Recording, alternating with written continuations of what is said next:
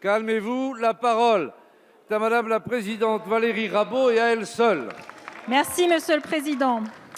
Monsieur le Premier ministre, le Président de la République vous a confié, je le cite, la responsabilité de tracer un nouveau chemin pour notre pays. Pensez-vous que ce nouveau chemin soit compatible avec le maintien de la réforme des retraites?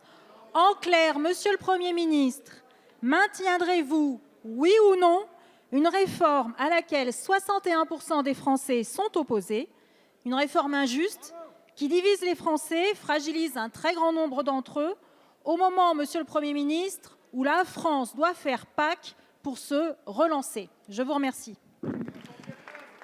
La parole est à Monsieur le Premier ministre.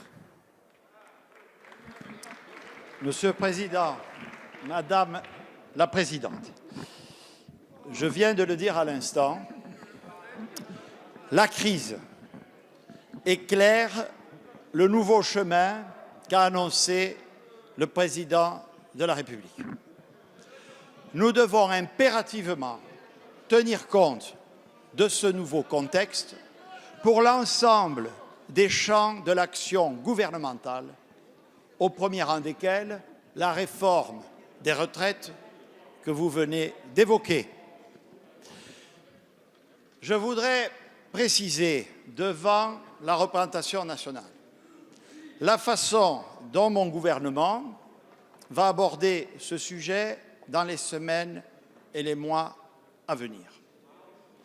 Dès cette semaine, je recevrai l'ensemble des partenaires sociaux qui seront, avant le 20 juillet, réunis de façon collective dans une conférence de méthode. Mon objectif est de mettre tous les sujets sur la table. Je commence par vous dire que la santé, je souhaite régler en large part le sujet dans le cadre du Ségur cette semaine, avec des négociations conduites sous l'égide du ministre de la Santé et dans lesquelles je suis intervenu dès hier pour demander à ce que l'effort considérable et mérité et justifié que la nation doit faire pour les soignants en termes de salaire soit complété, et vous le savez, en vos qualités d'élus de terrain, par des créations d'emplois dans les établissements de santé.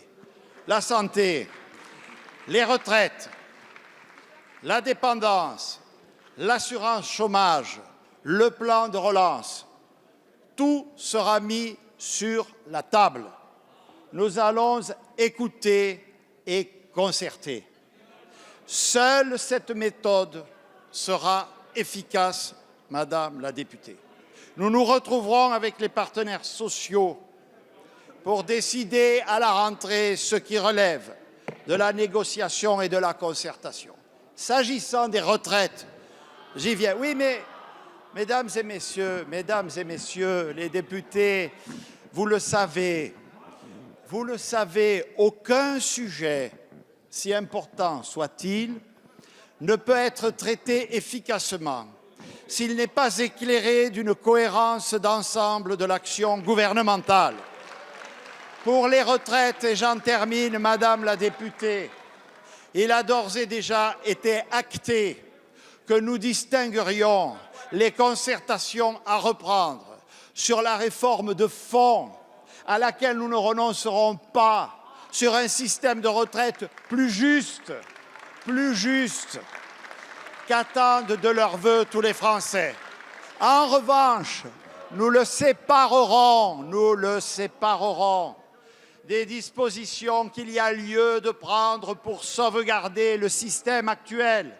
Et convenez toutes et tous avec moi que la situation financière de ce système n'est pas tout à fait la même depuis qu'il subit lui aussi de plein fouet l'impact de la crise économique.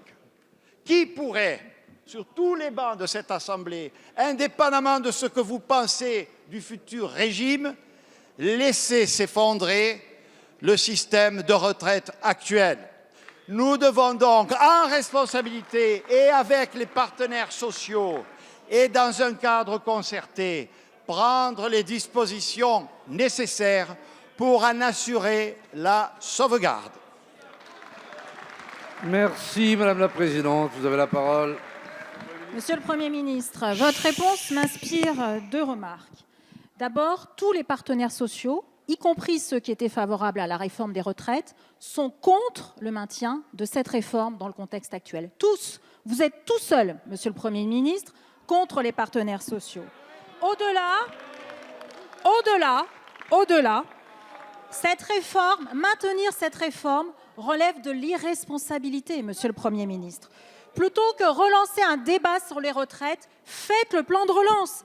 Ça fait 15 jours que l'Assemblée est bloquée sur le plan de relance que vous avez annoncé. D'après les estimations que nous avons, la France est le pays de l'Union européenne qui subit la détérioration de son PIB le plus importante. Colmater cette chute nécessite deux choses, Monsieur le Premier ministre. Soutenir le pouvoir d'achat. Les Allemands l'ont fait, ils ont donné 300 € par enfant. Dans votre gouvernement, il n'y a eu aucun soutien pour la demande des ménages. Nous vous avons proposé ici 250 € par famille, plus 100 €. Vous avez dit non. Monsieur le Premier ministre, il faut un plan de relance économique qui traite les trois urgences, écologique, sociale et économique. Vous avez refusé la prime climat que nous vous avons proposée. C'est elle qui peut faire de la relance, ici, tout de suite. Merci, Madame la Présidente.